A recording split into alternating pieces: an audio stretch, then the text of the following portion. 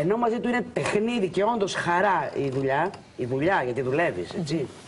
Μια φορά είχες πει που έλεγα εγώ ότι θέλω ρε παιδί μου στη δουλειά να είμαστε φίλοι και μου είχες πει κάνουμε δουλειά, δεν κάνουμε φιλίες.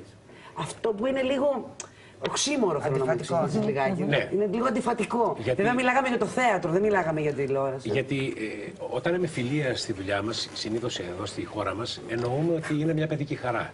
Ενώ δεν είναι. Είναι δουλειά. Το κλίμα της δουλειάς πρέπει να σε οδηγεί κάπου. Εγώ πιστεύω ότι το δημιουργικό κλίμα είναι αυτό που οι άνθρωποι αισθάνονται ελεύθεροι. Και αισθάνονται όχι μόνο ελεύθεροι, ταυτόχρονα αισθάνονται και υπεύθυνοι. Γιατί η ελευθερία είναι και η υπευθυνότητα, έτσι. Αλλά δεν είμαι από τους ανθρώπους, δεν μου αρέσει ας πούμε, να υποδείξω εγώ πώς θα γίνουν τα πράγματα. Μπορώ να δημιουργήσω ένα γήπεδο για να παίξουν όλοι, αυτό το κάνω, αλλά θέλω να παίξουν πραγματικά οι άλλοι. Όχι να παίξω εγώ για να ικανοποιηθώ εγώ. Και θέλω όταν παίζουν οι άνθρωποι, αυτό το κάνω και όταν κάνω τις σκηνοθεσίες, να με τον Δημήτρη έχω δουλέψει και με τον Θανάση και με τους περισσότερους. Σαν σκηνοθέτης προσπαθώ να πείσω τους ανθρώπους να νιώθουν αυτοπεποίθηση, να παίζουν για τον εαυτό τους και για το κοινό και να μην είναι υπόλογοι στο σκηνοθέτη, που είναι μια μόδα των τελευταίων ετών.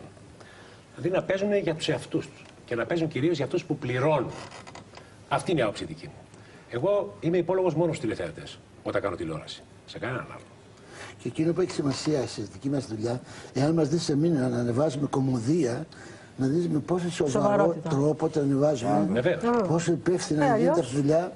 Και αυτό που λέει ο Γιάννης, ότι πρέπει ο κάθε ηθοποιός που θα βγαίνει στη σκηνή ή που θα κάνει πρόβες να νιώθει ότι είναι πρωταγωνιστής.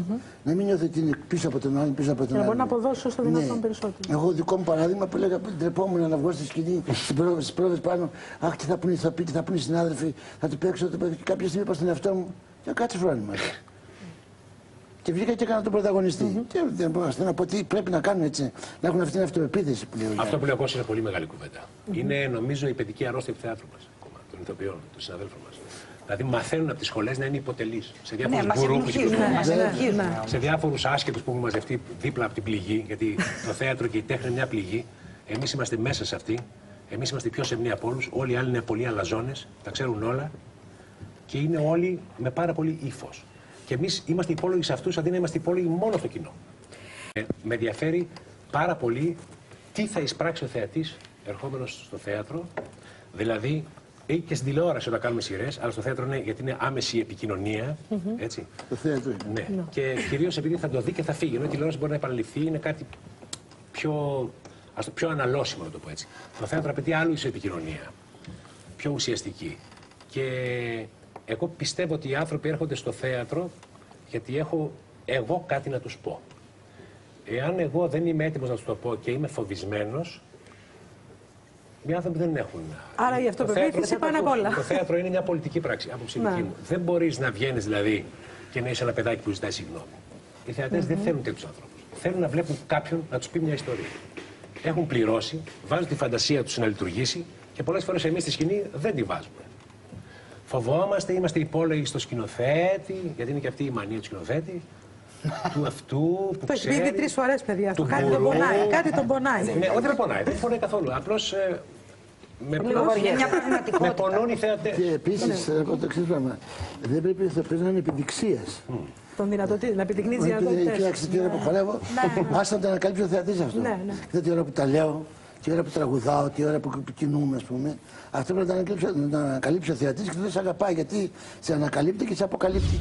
Εγώ λοιπόν εννοώ ότι αφήνει τον άνθρωπο να είναι ελεύθερος και το τονίζω πάλι και υπεύθυνος γι' αυτό. Ωραία, τότε πώς όταν δίνω στην κόρη μου, της δίνω την ελευθερία να κάνει αυτό που θέλει, γιατί το δικαιούται αυτό. Ναι. Δικαιούται τη ζωή μπροστά της. Δεν μπορώ εγώ να της υποδεικνύω τι θα κάνει. Βεβαίως είμαι δίπλα της, αλλά δεν είμαι πάνω της. Στο σβέρκο της δεν είμαι όπως δεν είμαι και στους συνεργάτες μου. Αυτό προσπαθώ να κάνω. Δηλαδή, είπες πριν παράδειγμα για το κλίμα που λένε τα παιδιά, τα πολύ καλά τους λόγια αυτά που λένε. Εγώ όταν προετοιμάζει μια δουλειά είμαι πάρα πολύ αυστηρός.